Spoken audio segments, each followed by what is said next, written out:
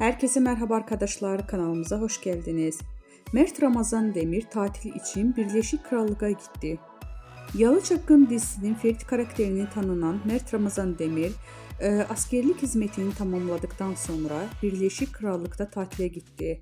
Demir tatilden yeni paylaşımlarını Instagram hayranlarıyla paylaştı.